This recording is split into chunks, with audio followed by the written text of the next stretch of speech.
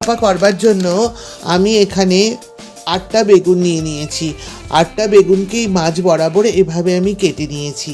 গ্যাসটা অন করে কড়াই বসিয়ে নিলাম। এবার এতে বেশ খানিকটা সর্ষের তেল দিয়ে দিচ্ছি, কারণ বেগুনগুলোকে ভেজে নিতে হবে।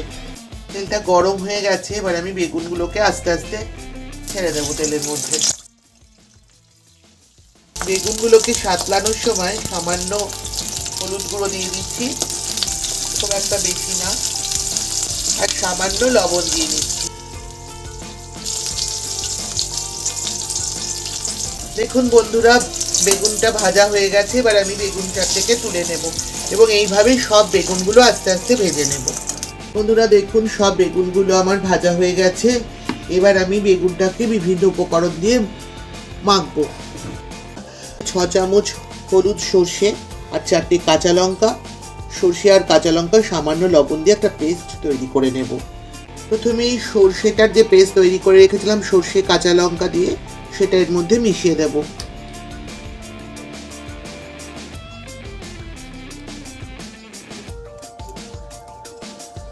দিচ্ছি এর মধ্যে আন্দাজ মতো লবণ।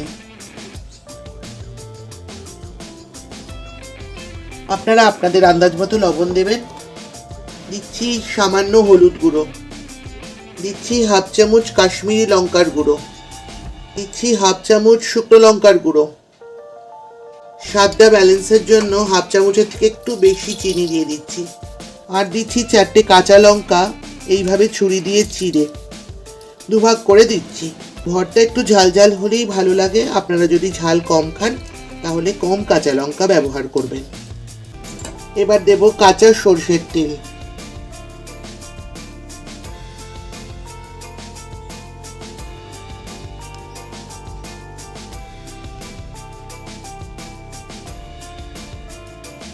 আমার হাতে 2 কোষ তেল দিয়ে দিলাম। তারা ইচ্ছে করলে আর একটু তেলও ব্যবহার করতে পারেন। এবার এটা সবটা ভালো করে সব উপকরণগুলো দিয়ে ভালো করে মেখে নেব। বন্ধুরা দেখুন, ভালো করে বেগুনটা সব উপকরণ দিয়ে মাখা হয়ে গেছে, দেখতে পাচ্ছেন। এবার আমি একটা টিফিন কৌটো নিয়েছি। এবার আমি বেগুনগুলো আস্তে আস্তে টিফিন কৌটোর মধ্যে সাজিয়ে দিচ্ছি। বাটিটা ধুয়ে সামান্য এইটুকু জল আমি এর মধ্যে দিয়ে দিচ্ছি।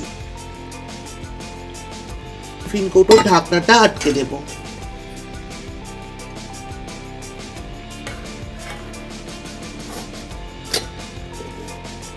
অন করে আমি একটা কড়াই বসিয়ে তাতে আন্দাজ মতো জল দিয়ে দিচ্ছি। জল দিয়ে আমি টিফিন কৌটোটা এর মধ্যে বসিয়ে দেব।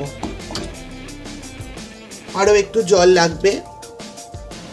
আরো এই লাল মগটার 1 মগ আমি জল দিয়ে দিচ্ছি। জল দেওয়ার সময় দেখতে হবে জল যেন টিফিন ক্যারিয়ারের ঢাকনা পর্যন্ত না ওঠে, তাহলে ভেতরে জল ঢুকে যাওয়ার সম্ভাবনা থাকবে।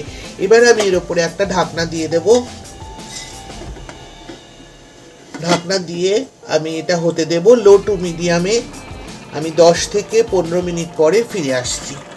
বন্ধুরা 15 মিনিট পর আমি গ্যাসটা বন্ধ করে দিয়েছিলাম। এখন ঠান্ডা হওয়ার পর আপনাদেরকে দেখাচ্ছি, কারণ তখন এতটাই গরম ছিল যে দেখানোর মতো পরিস্থিতি ছিল না।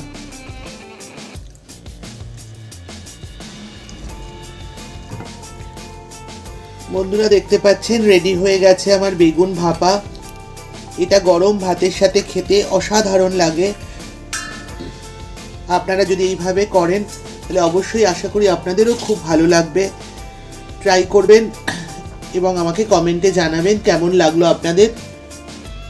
আমার এই রেসিপিটি যদি আপনাদের ভালো লাগে তবে অবশ্যই লাইক করবেন, শেয়ার করবেন এবং আমার চ্যানেলটিকে যারা এখনও সাবস্ক্রাইব করেননি তারা অবশ্যই আমার চ্যানেলটিকে সাবস্ক্রাইব করবেন।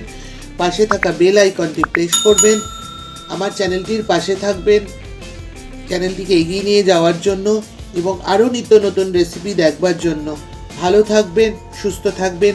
আজ আসি, আবার দেখা হবে এরকমই কোনো নতুন রেসিপি নিয়ে আপনাদের সঙ্গে। ততক্ষণের জন্য টাটা।